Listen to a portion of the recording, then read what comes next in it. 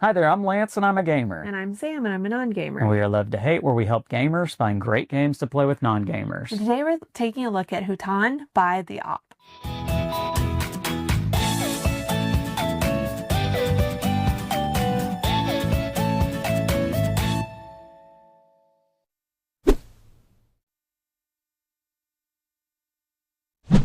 Hutan, Life in the Rainforest. Now, Hutan is the Indonesian word for forest, and in this game you are going to be having lots of 3D trees making a forest on your board.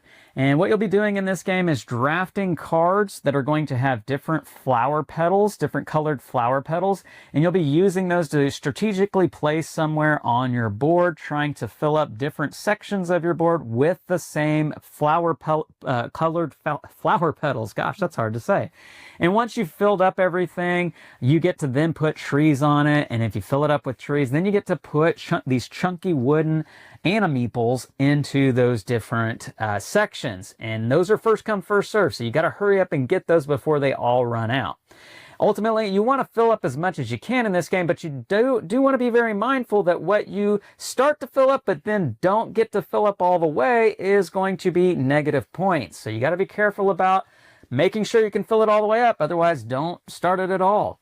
Let's go down to the table. I'll show you how this one works, and then we'll come back and share thoughts on Hutan from a gamer and non-gamer's perspective.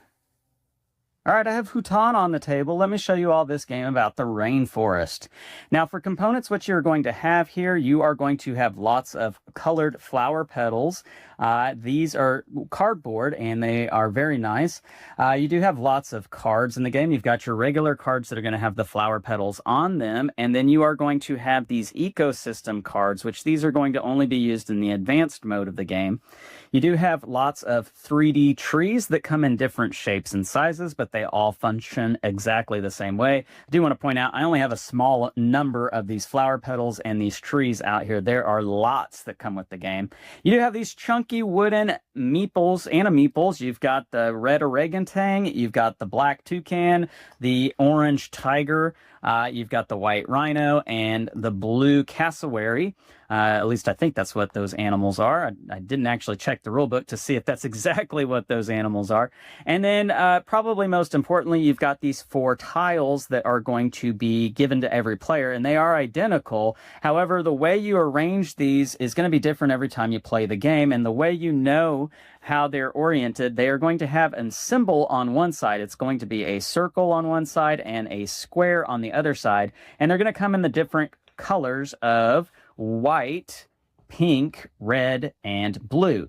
And so if this is how we had them oriented, with all of them pointing in towards the middle, you could turn these, rotating them a little bit. You could flip them over like so. But however you end up doing it, let's say we do it like this, where we've got the white circle up here in this corner, the pink circle in this corner, but they're pointed towards the middle, the red circle pointing down towards the right, and the blue circle pointing up towards the right. If this is how we arranged our tiles, then that's how all the players would have to arrange their tiles, and we would be ready to begin the game. Now, how this game is going to work, you're going to have stacks of these cards. You're going to have 9 stacks, and the number of cards in each stack is going to be dependent upon the player count. But in this case, for this example, we're going to pretend that there are 7 cards in every stack. And this game is 9 rounds long, and the first thing you'll do is flip over the top stack. And so in this case, we've got these 7 cards that have the different flower petals on them. Then we will draft from these, starting with the first player. Now, the first player will select 1 card from this, and then after the first player goes, they would throw in the first player token, and that could be drafted instead of one of the cards. We'll come back to this first player token in just a second, but let's say it's my turn, and I select this card right here. Now, I'm going to take the flowers that are on this card, yellow, red, and gray in this case, and so we would take those from the supply. And if this is the very first time that I am placing flower petals on my board, I can place the first one anywhere I want. So let's say that maybe I place it right here. And I do want to talk about what these tiles consist of. Each tile is going to have these different grassy regions, and each region is separated by either a stream or a body of water. And this is a lake space right here in the middle. Now this green section is a 1x3, whereas this one right here is a 2x1, and this is an L-shaped space. Now, the smaller the region, the fewer the points associated with it. This 2x1 only has a 2 and 3 next to it, whereas this 3x1 is going to have a 4 and a 6. And let's see, this space right here is a 2x2, so it's got 4 spaces to it, and it's 6 and 9 points associated with that. So back to the petals. If I place this yellow flower petal right here in this green section, I am inclined to try and fill the next spot with yellow as well. I don't want mixed colors in each section because that will be negative points. But I do have to place either my red or gray petal adjacent to where I've placed my yellow petal. So maybe I place the red petal there and the gray petal there because, again, I don't want to mix my colors in my section. So I need to put this in a different section, but it still has to be adjacent to something that I've already placed on that turn. So maybe that's what I do on that turn. And then we would go back to the cards. The next player would draft. The next player would draft, comes back around to me. And maybe I take this gray and red card. Again, I would take those from the supply, gray and red. Now, I do have to place the first one of these, either the gray or the red. And I'd have to place it adjacent to something that's already on my board. I could place this gray next to this gray, completing this section, and this red next to this red, completing that section, and that would be great because that's going to earn me points. Whenever you complete a section with the same color, you are going to earn yourself the smaller of the two values. So in this case, 2 points for this smaller section, and I would get 2 points for this smaller section as well. Now, instead of doing that, what I could have done is I could have placed this gray on top of a gray, and I could place this red on top of a red. And the reason why you do that is because you ultimately are wanting to place 2 of everything on top of itself. And when you do that, at the end of your turn, you would actually take these tiles off, return them back to the supply, and place a tree on top of each of those spaces. And that is going to earn you more points at the end of the game. Trees are going to give you 2 points apiece.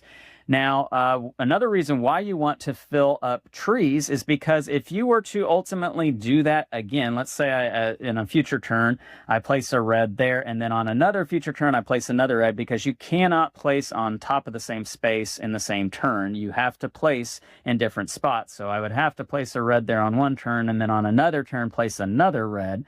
Now that I have the full section with either trees or 2 petals, instead of replacing this petal with the tree, I actually replace the petal with the matching colored animeeple.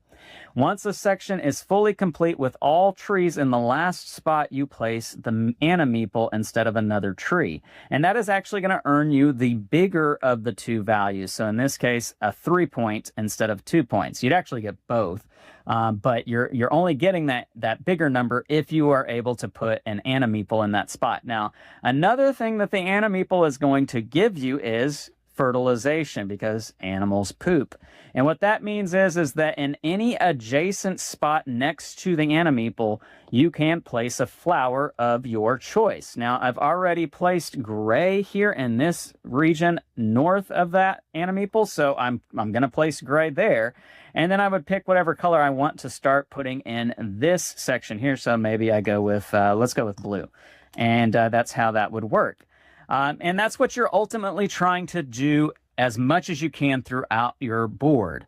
You want to keep the colors separated. You don't want to mix the colors, because if you mix the colors, even just one color mixing it up, then that's going to give you negative points. The smaller of the 2 numbers will be negative points in this case, or if you don't complete it by the end of the game, that will be negative points as well. So ultimately, you are trying to fill these up with the same color. That at least gets you the smaller point as a positive value. And if you are able to then complete with trees, and remembering to put the animeeple in the last spot instead of another tree, well, then that's going to earn you that bigger value. And again, it will fertilize the spots next to it.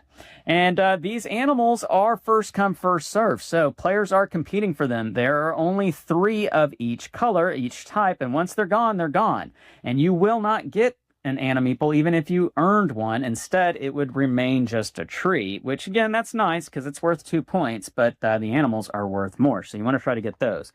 And that's essentially how the game is going to go. You will flip over a new stack of cards, drafting as you go. And if somebody were to take the first player token instead of a card, they're also, in addition to getting me the first player in the next round, they're also going to take 1 flower petal of their choice, placing it wherever they want, as long as it's adjacent to something on their board. But then the game would continue on until you have played 9 rounds, at which point you're going to count up your score. You are going to get positive points for every section that is completely filled in with 1 color. And again, that's going to be the smaller number. And then if you were able to put in an animeeple in that section, you would also gain the bigger number. Then anything that is not complete or anything that is miscolored is going to earn you negative points for the smaller number. Then you will get 2 points per tree. If you are playing with the ecosystem advanced variant, you would have flipped over 5 of these at the beginning of the game, and they're going to give you different ways to score points depending upon which ones you have. And you'll have to check the rulebook to learn what each one of these do, but they each add some sort of different way to get victory points in the game, and it'll show you how many different points you get if you complete whatever is on this. So this one, for instance, is trees on top of blue petals. That's going to be 2 extra points. So I would get 2, 4, 6 if this one were in the game for this section right here. Whoever has the most points is going to be the winner, and that is how you play Hutan. Now let's go back up top and share our thoughts on this one. And we're back, and now we're going to share our thoughts on Hutan from a gamer and non-gamer's perspective. So Sam, first thing I want to ask you about this one is the look, the table presence, the components for this one, because it has those 3D trees, and we've had a couple of games over the years that have those 3D trees, and I feel like they always stand out. So we always got to make a point to say something about them. What do you think about this one? Yeah, it was fun. I will say, don't play it outside when it's windy, because we were camping and the trees will blow over. Yep, blowing over. But it definitely, has that 3D element. It's colorful. I think it has a great table presence. Yeah, I love the colors with this game. I felt like while the trees definitely give it that 3D presence, it's the different colored flowers that really kind of pop on the table. And in my opinion, makes the game really pretty on the table. So I really enjoy the components for this one. I felt like the Sidekick Games is really who kind of put this out. The op kind of distributes it for them, but they did a fantastic job with the components here on it. Let's talk about the gameplay. This is the actual gameplay is kind of is straightforward, but it does have some steps to it, and knowing you got to try to fill everything up, and then you got to do it again, and then you replace it with trees, and then if you get it all trees, there's just one step, then the next step. So there is maybe a little complexity to it, but what was the gameplay like for you? I thought it was great. I will say, pay attention to the rules before you play, because I was like halfway through the game when I was like, oh, there's a limited supply of animals. Yeah. And were gone by the time I was getting animals. I completed it. Oh, they're all gone. Yeah, I think I got 2 the whole time. I don't think I did bad in the game, but that was just something I wasn't I was so focused on, which is very much like me, focused on making the patterns, getting my flowers out there, and totally forgot about the animals. Yeah. So. Yeah, but I mean, you need that tension for those animals to try and do stuff quickly so that you can get the animals. I do have one con about the animals that I will come back to in a minute when we get to our pros and cons. But I do feel like that is a tension that's necessary in getting those animals quickly. Talk about what it was like drafting the cards, filling up your board, and getting those trees. I really enjoyed it. I think there was enough choices to where you didn't feel like, well, I have nothing to do, but there wasn't so many that you didn't feel challenged. Yeah. Yeah. I feel like there's definite times, especially early on in the game, like probably the first maybe 2/3 of the game, where the perfect card is available. You get that card and it works just magically on your board, and you can fill in that last little spot that you needed, or you finish off this section and then it bleeds perfectly into the next section. Like that happens quite often in the first 2/3 of the game, and that's so satisfying. Satisfying was a word that kind of kept coming to my mind as I was playing this game. Now, the last third of the game might be the exact opposite of all of that, because as is the case with like a lot of roll and write games do this a lot. A lot of other games do this concept where you are working towards goals. You're building some sort of puzzle, and then you really need the last third of it to go perfectly so you can feel like you get it completed in the perfect way, and then it's like a house of cards. It all falls apart. And it does that with this game, so you got to know that there's going to be that frustration that comes in the last third of the game. But if you're aware of that and you know that that's just what this game is, I felt like it's really fun. Yeah. What did you think? Yeah, for sure. Okay, let's go to pros and cons here with Hutan. So Sam, bullet point highlights that are positive in your eyes for this game. What are they? I mean, I think it's a very visual game, which typically means it's a little bit easier to understand. You can see what your goals are. I think the drafting part worked out really well. It is challenging, but not so challenging that a non-gamer would feel overwhelmed or like a gamer would do so much better than them. Right. Yes. I'm glad you said that, because I feel like that while this game does have avenues for you to not succeed and get yourself in some stuck spots, especially if you start making these mixed colored sections early on in the game, you're probably not going to do well. But as long as you're playing wisely, which I don't feel like it's super hard to do that in the first half of the game, you should be able to do well enough to be competitive towards the end. Sure. Yeah. I feel like turns are really pretty quick. There might be occasionally, a turn here or there where somebody's really weighing out the decisions between one or two cards. And maybe they take a little bit longer, but usually turns are moving pretty quickly because there are lots of choices to pick from. I like the cards. The cards seem to have a pretty good distribution of the different arrangements of the color petals on them. And, I felt like several times throughout the game, somebody would say, I just need a red and black card.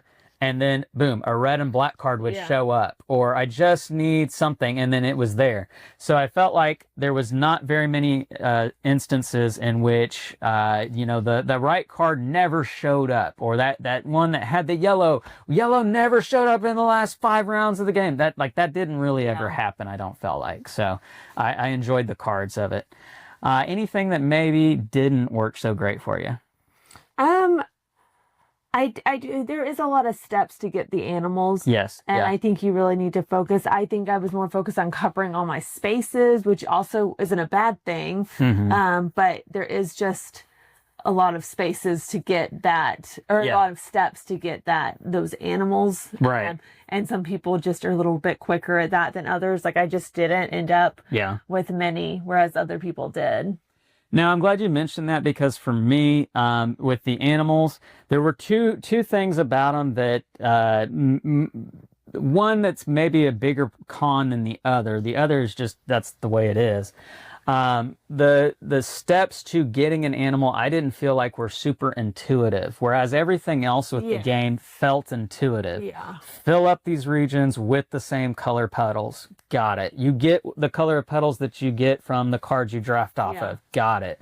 If you can, put 2 on every spot in the same region, then, that's how you get an animal, because then everything turns into trees. To me, that was a little bit of like, okay, what? I didn't get that. I'm back ahead. You weren't the only one that kind of questioned that thought process there.